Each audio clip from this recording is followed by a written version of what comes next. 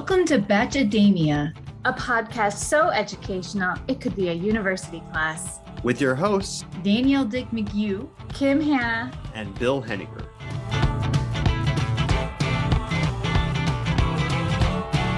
Welcome to Bachademia.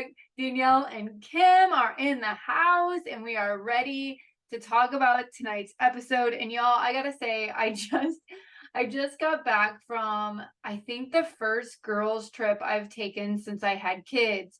And it was awesome, but I stayed up past my bedtime like 4 nights in a row, and it was hard. And so I'm either going to be really boring or wildly unhinged tonight. Ooh, I hope you're wildly unhinged. It could, because I'm always wildly unhinged. Join me, won't you? You know, I think it could use some unhinging because I've actually loved this season, but this most recent episode was kind of bland. So I like our knitting king Xavier was knitting while I was watching the episode this week, and there were multiple times when I went, wait, what? Because it was so, I was like in a dome of dullness. I don't think knitting is dull, but I was in a dome of dullness. And so I'm glad I wasn't the only one who thought that. I love dome of dullness. I'm going to use that. I've definitely been in some meetings that are domes of dullness. Oh boy, yes. But yeah, no, it was just kind of a lackluster episode. As I was watching it, I was like, oh, like, okay. And then actually I started working on this podcast flow, and I was like, whoa, like I got nothing. Yeah, so not a lot happened. So we're going to make something out of nothing, folks. Beautiful. We're going to do this. Okay, so before we jump into things, this week they did go to New Orleans, and which is one of my favorite places. I lived in Baton Rouge for a while, so I really like New Orleans. And my question is there a city that, like, if you were on this show and they're like, hey, y'all, we're going to, and they tell you the city and you're just like, nah, I'm not going. Like, I'm sitting this out. Las Vegas. Oh. I have no desire to go to Las Vegas. I would go to the Hoover Dam. I think I would go to Reno, but I have no desire to go to Las Vegas, Nevada. You know, it's interesting. I've never been to Vegas either, and I have no desire to. Yeah. I think that my husband went. We have a couple friends that live there, actually. And I was like, cool, go visit them. Yeah. And it's hard because we're kind of performance people. I would love to see Cirque du Soleil in Vegas. But I feel like the tickets are so expensive. I wouldn't enjoy myself because I'm also very cheap. So I would be sitting there the whole time. That's the main. I don't like gambling. I don't get it. And so I can't get my brain around that part of it. And then I also don't like large groups of drunk people. And so I just feel like all of that, and I don't like heat.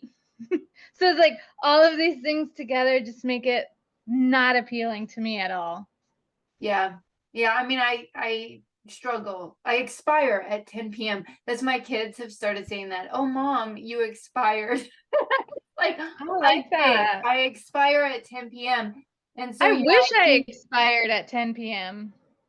I don't know. Vegas doesn't seem like a go to bed at 9, wake up at 4 kind of place. No. Yeah, You're probably going to bed at 4 and waking up at 9. So So there is a place that I almost ended up moving.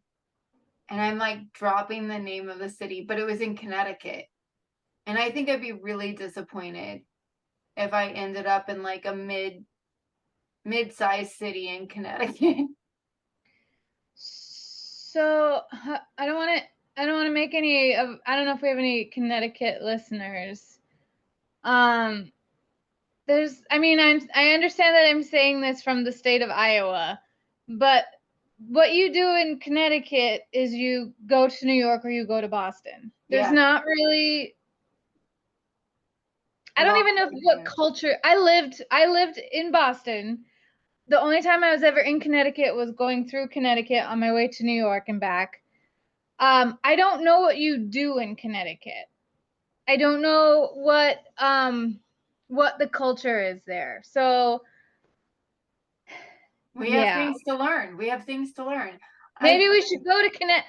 Hey, folks of Connecticut, send us things to do, and then maybe we do a girls' trip where Danielle goes to bed at 10, and then I stay up with my insomnia until like 1 a.m, but still get up at 4 with her, and we go do more Connecticut stuff. I think that sounds like a plan. I don't know. I might go to Connecticut with you, Kim. I'd go to Vegas with you too, because you would be fun to go to shows with. Yes. But that's like the nerdiness in me is like, I'd be in like Vegas for the performing arts. Exactly. Like, I want to see Celine Dion perform. You only see Celine Dion perform in Las Vegas. If Britney ever does another concert thing like she did before, it would probably be in Vegas. I would go see Britney in Vegas. I kind of want to see isn't there like, okay, bear with me. I kind of want to see Magic Mike on stage. Oh, just because I think it's insane and I would giggle uncomfortably the whole time. Oh, and the dancing would be phenomenal. Right. I mean, the production value would be amazing. Amazing. That's what I really love about Cirque du Soleil. I love all the lights and the acrobatics and things like that. I did realize that I said that I want to see performing arts in Vegas, and I said it in all earnestness. Like, that wasn't even like a euphemism for like strippers. Like, Danielle is wholesome and just wants to see like stage and sound. Like, people go there to do things that I have no desire to do. Like, yes. Now, I will say New Orleans is a little bit like that. So they started out this episode in New Orleans. And I didn't like New Orleans when I visited New Orleans. You didn't? I didn't. So, because like I don't like a lot of the, like I don't have a desire to, I don't know, go do strip clubs or see like the parades and the way that they do it. Some of the parades are awesome. But I do think that like I'm more interested in beignets and jambalaya and alligator. I like the food. I like the music. Yeah. That's really exciting for me, like the food and music. But that was my favorite part of New Orleans as well. And I didn't spend a lot of time in the French Quarter. Yeah, ghost tours. And I don't like lots of people. Correct. Me either. Yeah. So, yeah, really busy places give me anxiety. So, like, I'm going to go ahead and jump into a recap. This episode did begin with Joey and Charity going on a one-on-one in NOLA. They do a lot of New Orleans, like, things. They're riding, like, the horse ride. There's a scene with the guys eating at a beignet place. They have dinner. And then Charity brings up hometowns, because we know that in a lot of like that's what's at stake with this whole episode is who's going to still be here on the next episode, which is hometowns. And I can't believe that we're already this far. I know. Season. It has been like we just started. Season. I do too. And I do think like that is what has been good about this season is that it has moved at a good pace. I appreciate that. So, at this dinner, as they're like kind of trying to figure out, like, hey, do you want me to meet your family? Like, how is this gonna work? Charity also brings up to Joey that, hey, if we stay together, we're gonna be in an interracial relationship. What are you thinking about that? Like, what's your response to that? How would you address issues that may emerge from us being an interracial couple? And he says some pretty generic stuff, which we'll discuss later in this episode. And it seems like what he says is good enough for Charity. He tells her that he's falling in love and he gets a rose. Then we move on. We have a 2-on-1. with Tanner and Sean. Nothing about this is surprising to me. That they're the ones that she's maybe who will go, who will stay. On this date, they meet Captain Tom. So I felt like the first date was like urban New Orleans. The next one's like Cajun New Orleans. Rural Louisiana. Yeah. Woo! Yes, I appreciated Captain Tom. Sean is really outgoing during this date. I would say a bit obnoxious. Charity seems to be way more into Sean though, and appreciate his audaciousness, I guess. And where Tanner seems to be struggling a little bit more on this date. Also, I wanted to write a question about this. Sean keeps talking about how he like wants to achieve his goal. You all, as somebody who is really into planning and goal setting, like people are not goals. Thank you. People are not goals. Like, Do you think his actual goal is to be the next Bachelor and that's what he's working toward?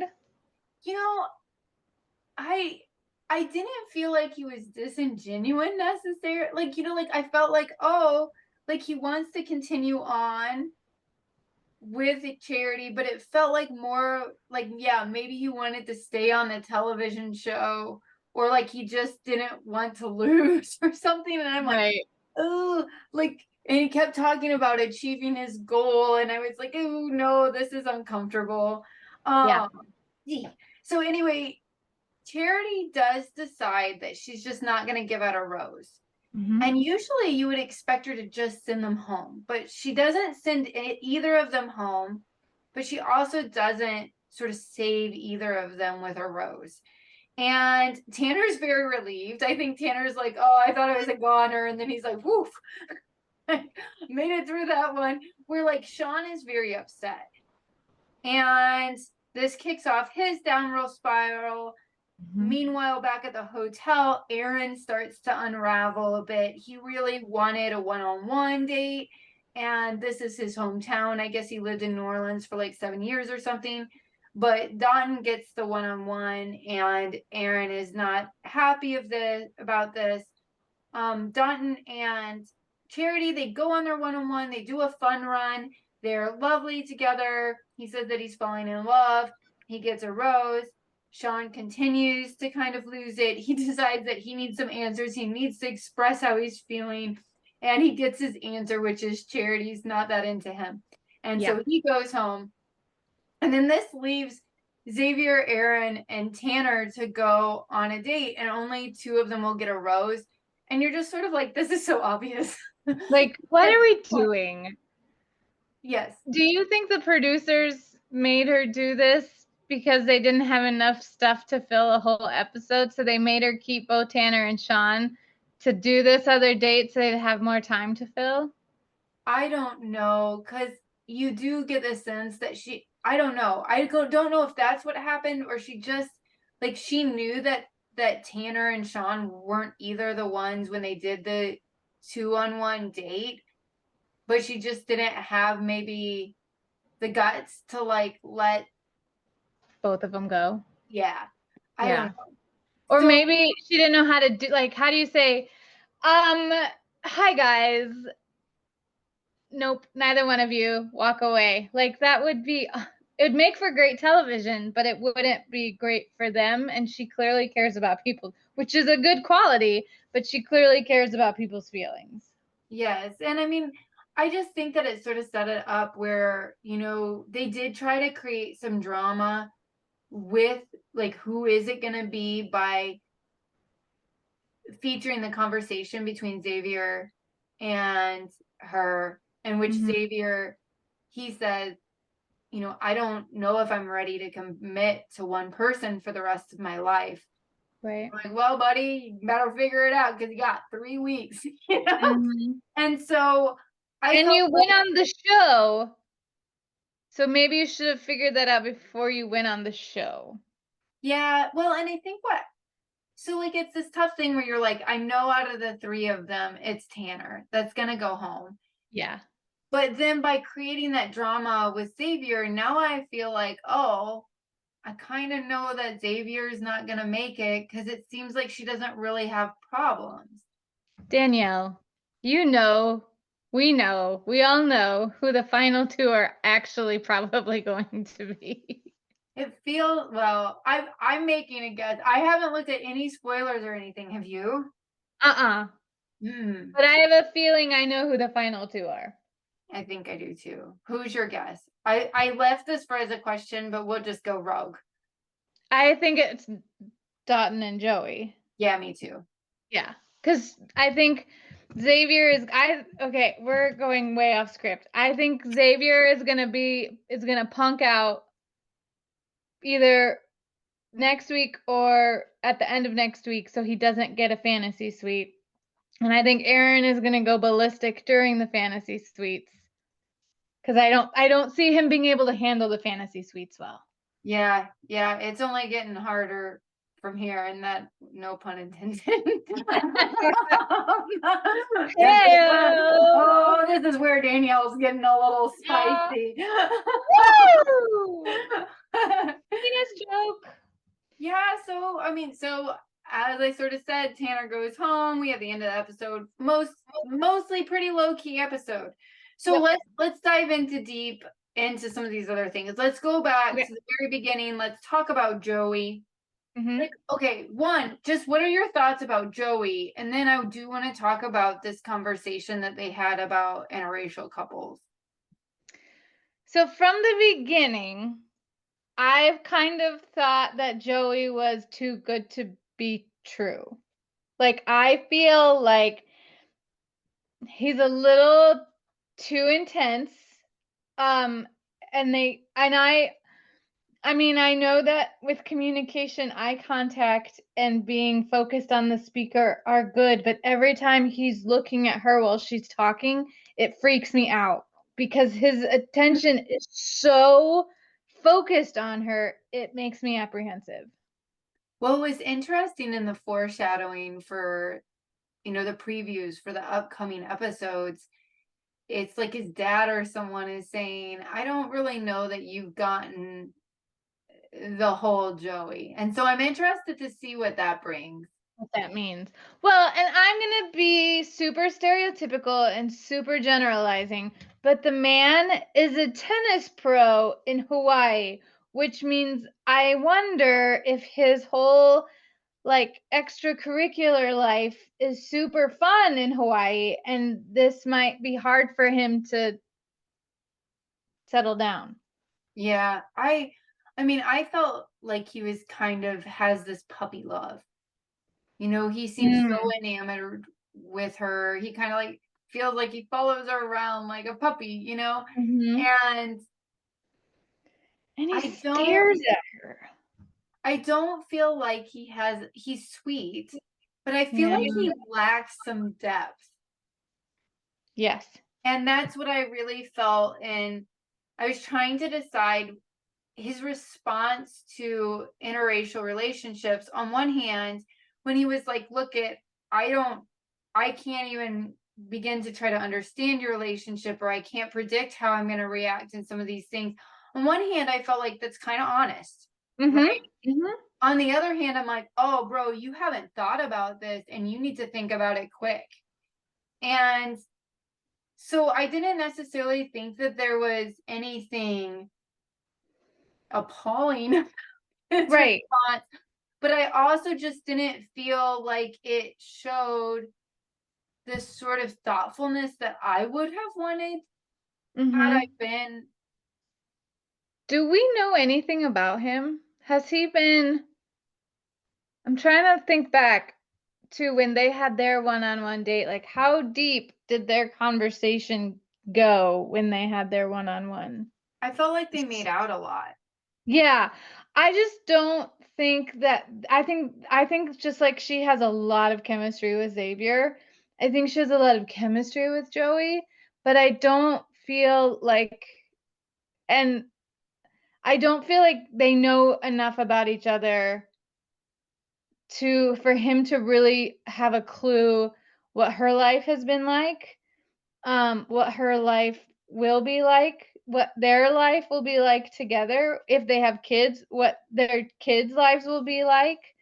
And honestly, that's a lot to ask someone who's been sort of halfway dating someone for 5 weeks. But Yeah. that is the nature of the show. So it's something like if you know that the Bachelorette is Black and you're going on the show and there's a chance that you might end up with that person, maybe you should think about some of this stuff before you go on the show. Yeah, I mean, I think that that's what kind of got me is it felt like he hadn't really thought it through. Mm-hmm. And what that tells me is that, like, as a white male, right, that it's pretty privileged to not I was having, gonna say, maybe you would say privileged. right, like that you haven't even had to think it Think through, about it. or Yep. it didn't like occur to him to think it through. Right. And so, I do just, that made me a bit concerned. And I mean, I was grateful that he thought, oh, well, I want to have kids. And that means that our kids are going to be biracial, Mhm. and are going to have some experiences that I'm going to have to be ready for. But there was also something that he said around that time of their conversation where he's like, oh, well, because it's like my kids, like I'm going to have to deal with it. I'm like, it's always going to be different for you than it's going to be for Charity or how it's going to be for your kids. Like, and there is something where he's like, oh, well, like kind of we're in this together. Well, you are, but you're not. Yeah, you will not be the one having the conversation that all parents have with their children of living while Black, driving while Black, walking down the street while Black. Like you don't know what I don't know what that experience is like. You don't know what that experience is like. He doesn't know what that experience is like. That's a conversation Charity will have with her children because she has had that experience. Yes. And I thought that, his willingness to sort of say, hey, like, it's going to be my job to learn some of these things, try to understand some of these things, and his willingness. And I said, that sounds great. Now, like, show me. Now do it. Yep. Now do it. Yep. I want some follow through, buddy. Your homework yeah. assignment is. Yeah. So I don't know. We'll see what happens with Joey. I feel like Joey's got some good Bachelor in Paradise vibes. Mm-hmm. So I don't know. We'll see. So what do you think's wrong with Tanner? I think Tanner like woke up and was like, how am I still on the show? And what do I need to do? Because I don't really think I should be here, but I'm also like, this is a fun city. So, because he's not like, he's just kind of there. He's just kind of the guy at all the parties. It's just kind of like standing against the back wall, watching everybody else, just kind of observing, not in a creepy way, just in a like, my girlfriend brought me to this party. I don't really want to be here, but I'm here and I don't really want to interact with anybody because I don't know anybody. So I'm just going to hang out. I feel like that's Tanner. The more that I got to know, we still didn't get to know him much. But the little bit that I did, I was like, I think I kind of like Tanner. I've kind of got empathy for Tanner. He's good looking. I think this show is hard for introverts. Yeah. And he didn't stand out in any of the group dates, so he didn't get very much screen time until he was like one of the last ones. So we don't know anything about him because he hasn't done anything to get himself extra screen time. The thing that I did appreciate about him is that he kind of knew. Like he seems self-aware that he's sort of like, yeah, so I'm still here and I don't really know how that happened, but like, now I got to do something. But I'm having fun. Like we're going to fun places. Yeah. And it's clear that she isn't as attracted to people that are quieter, like, because I think that there's been introverts on the show before. I think they rarely tend to do well, but you've noticed where the lead will say like, oh, this person's really shy and quiet, and you'll watch them sort of make some accommodations for that person. They'll be like, I knew that you'd just be more comfortable with us having this conversation in this situation or something. And so I think that, because I couldn't figure out Sean, I was like, how does Charity, like, she seems to enjoy Sean, and I was just like, but she enjoyed Braden, Braden. Earring's boy, and they're this. I think Sean and Braden are the same person. We just didn't see Sean until Braden left. Yeah. Yeah, true. I mean, there's something about that. I mean, there's something vibrant, I guess, about both of their personalities. So, okay, let's talk about Aaron. He starts to unravel. Do you think this is a red flag? Because I was I like, do. ooh. I do. I think that because their first date was the Hollywood date, right? Where they went to the Hollywood sign. That was their one-on-one. So he hasn't really had any time with her since.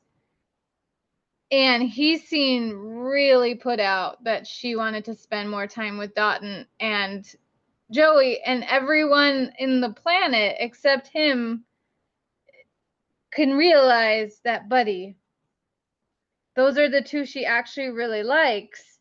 So you need to be a little bit more self-aware of the situation.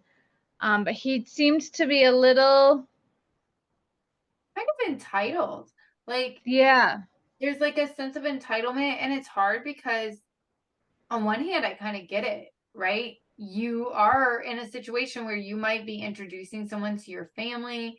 You want to make sure that you don't. I would be like, I don't want to sound like an idiot when my parents ask me questions about this person, right, and I want to be able to answer them, and I want to right. have had time with this person. And I can imagine if you're that first date, how hard it would be.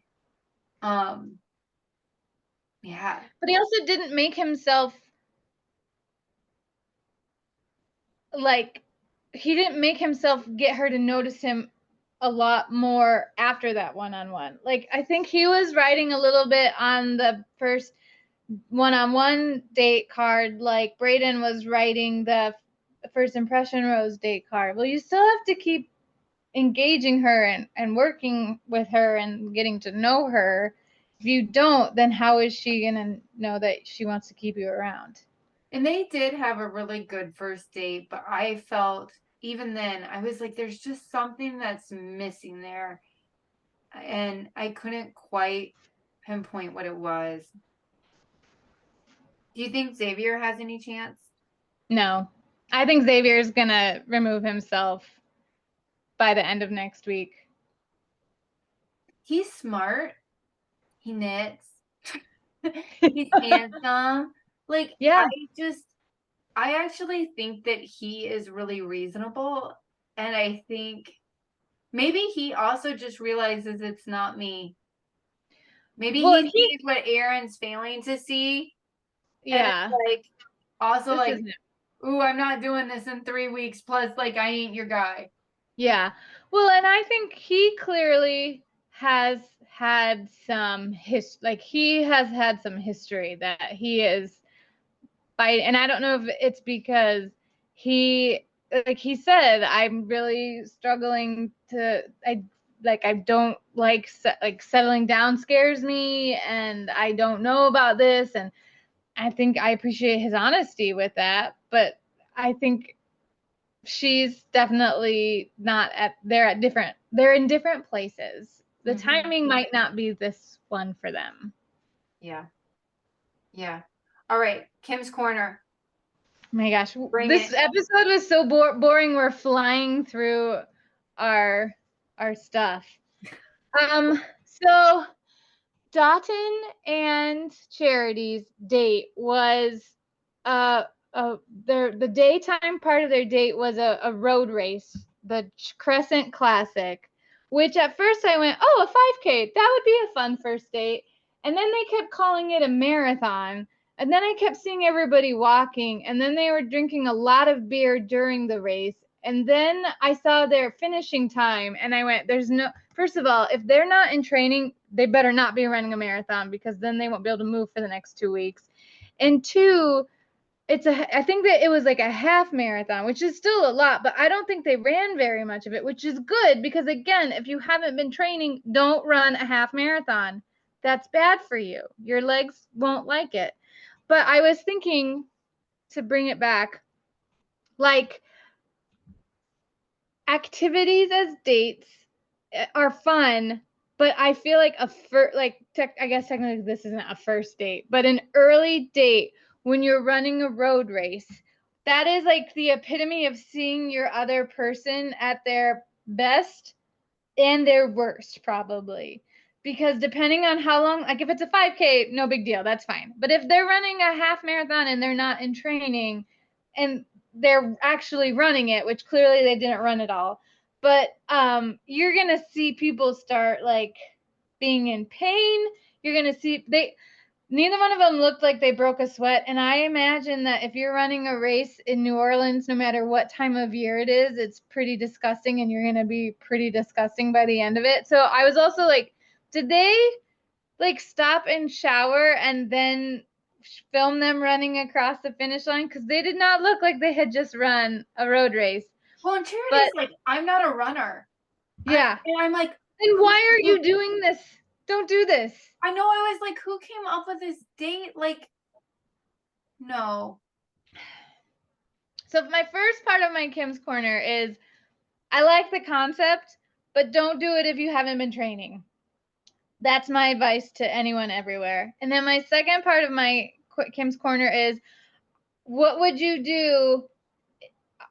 Or I don't know anything about Ryan's family. If you were a non-runner and you realized that the family that you were marrying into was a turkey trot family and like a Christmas Day 5K family and like they do 5Ks together or something, would that appeal to you or would that be like, nah, pass, we're done? Ooh, I mean, it's hard because I was a runner, and then like knees happened. Yep. And I was like thinking about how like that like we're 40 because we're like very concerned about like the distance and whether they properly trained because injuries can happen. We're like, that's like being a 20-year-old is totally you're like, I can do this. I'm gonna wake up and run. But I ran a marathon when I was in my 20s. I think I was like 25, 26. And Same. I loved running at that age in my life. It would be, and my dad was a runner. He ran in college. And so I kind of grew up. We weren't a turkey trot family, but we did run together. I think that because of that, I could like get into it, but I'll tell you what, like I struggle because my husband and my in-laws are big like board game people. And I'm not. Oh no! Oh, I love board games. I'm not like a game. I'm like not. And so I will do it from time to time and I'll have my best fun. But like, I'm willing to do things that I don't always like love with people that I love. Sure.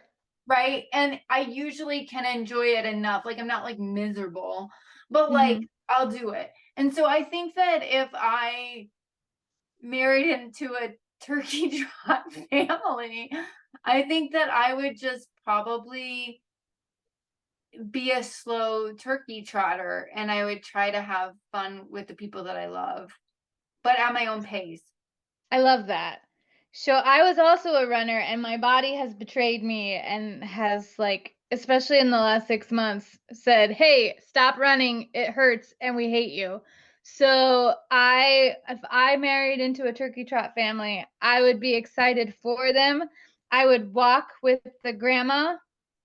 And the grandma and I, because I feel like this is the kind of family I would marry into, the grandma and I would be drinking special hot chocolate while we walked, while everyone else ran ahead, and then we would just meet them afterwards. Yes, I like it. Because I'm no longer a runner, but I am a board gamer, and it makes me sad that you and Bill not into board games. That's crazy to me. I had a roommate in college who was super into them. She like loves them. That she'd have a game night and everybody had so much fun. And I will say it depends on the sorts of games. So like that makes a difference. Like I don't like things where you just like spin something and then you move it. Sure. But like I also sometimes strategy. yes, I like a game that has Okay, so here's part of the issue. I'm not very competitive, so I just don't care. You would not fit in with my family. So like, yes, I just kind of don't care. I'm like, why should I care who wins or loses? Like, this is silly. So then I just don't invest, like we're like my roommate who was super into it. And if your family is, she was like, oh, I'm going to throw down to like beat you, like. Yeah. We played like hardcore competitive Trivial Pursuit my entire child, like always. And so that's why I'm so good at trivia, I think, because I was literally playing the genus edition, our questions were all like Soviet Union and stuff. As a 9-year-old trying to play against my sister and my parents. So I like absorbed all this random Soviet Union trivia and now I love it, but yeah. That's awesome. Now We were I grew up in a board game family, not a turkey trot family. Yeah, we were just outside a lot. I don't know. Yeah. But I would have been a good sport like Charity, and I probably would have done the turkey trot. I did think it was like a weird date. I also think so. If I had to predict, I would predict that Dunn is like the person she's going to end up with. Which is very interesting to me because there are so many ways that I feel like they've had the deepest level of conversation, that he shared a lot about himself with her. But on the other hand, like, I don't feel like they have the same level of chemistry as the others. Maybe he has a quiet chemistry. Oh, quiet chemistry. Maybe you can't see it, but you can feel it. Yeah. Yeah. I mean, because it seems like they connect. Right. So it's not like that sort of, maybe it's a physical chemistry or they just don't show them. I don't feel like they can't quit touching each other or things like that you sort of see her with other ones. And maybe he's not a big PDA guy. And maybe he told her that, like, when not on camera or something. And so she has, acknowledged that and welcomed that. And we just don't see it because they talked about it off camera. Yeah. I mean, I appreciate that they have like this deep connection. And Bill will be really excited when he hears this. But like, I'm looking forward to there being a little more drama the next episode. I hope so, because this week was boring. I'm sorry. I'm so sorry, but it was boring. Dare I say I kind of missed Brayden. Well, I mean, I think that's sort of it, is like we got a little bit of Sean, but he just wasn't like quirky fun. It was just, I will say Brayden was like a fun villain. Yeah. Sean is just sad. Sean is just like a sad, why won't anyone pay attention to me? I've always been the prettiest boy in the room and I'm not, and I've always won everything and I'm not winning this and I don't know how to handle it. Yeah, he's crying into his scarf right now, isn't he? Oh, but don't worry, it's cashmere. I don't know. I like the scarves. Maybe I just don't understand how you're wearing a scarf in Louisiana. They were all wearing sweaters, but then when they were getting the poetry guy, there were people behind them, and you could totally tell they were taking pictures and stuff. And they were all in shorts and tank tops. And then my favorite thing ever was when Dotun and Charity were lined up for the race, and the announcer guy's like, we welcome the Bachelorette Charity, and like the guy behind them went and whipped out his phone and started taking pictures. And then another woman looked at them like, what? Who are you? Like, that made me smile. Like, some people knew who they were, and some people were like, I don't care. I don't care who you are. I love them. I actually love the poetry date just because I know how much Bill probably hated it. And so I was like, yes. I was like, can you imagine if it was your job to just like collect information for people? And then when was that when there was the really kind of awkward makeout where it seemed like there's this, maybe that was on her date with Joey, But like I felt like there was like a moment where there was like somebody they were just making out and this person was like just like awkwardly sitting there next to them. Yeah. Well, that's the thing. Like they were they were near Jackson Square, and they're in the French Quarter, and there's just people. It doesn't matter what time of year it is. There's just people there, wall to wall, all the time. And I think, I mean, the poetry guy doesn't he, I would guess he writes basically the same poem for everybody, because I feel like everybody would say the same things to him. It's gotta be like Mad Libs or something. Right. But Yeah. I don't know. If I were him, I'd probably get like a little bored with it. So I would need to switch it up just to keep my own creative juices going. Oh my goodness. Well, and I don't like poetry. And so it made me laugh so before we started recording, I watched this week's episode of And Just Like That, which I hate that show. So I'm kind of hate watching it. But there's a guy it takes place on Valentine's Day, this episode.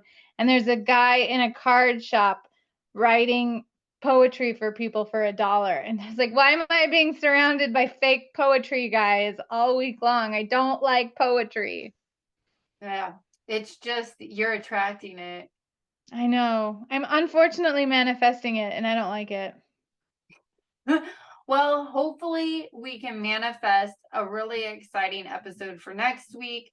I don't ever have cities to give shout outs to because I don't know how to log into our thing. I don't either. So I'm just going to give a shout out to people in Connecticut since I talked bad about your state.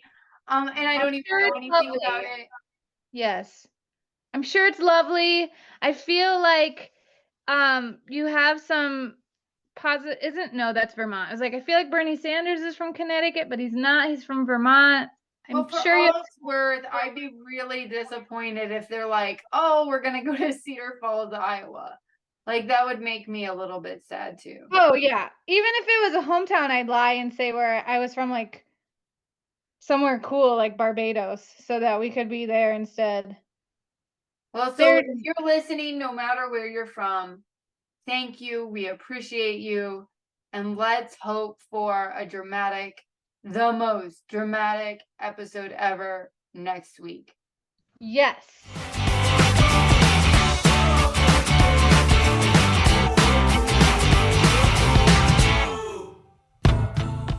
You have been listening to Bachademia with your hosts, Danielle Dick McGue, Kim Hanna, and Bill Hennig.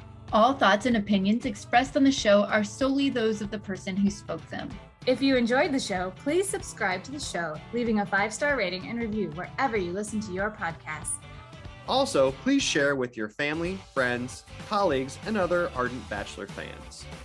If you have comments or questions you would like us to address on the show, you can email us at bachademia@gmail.com. Or on the Twitter with the handle @Bachademia. Thanks for listening.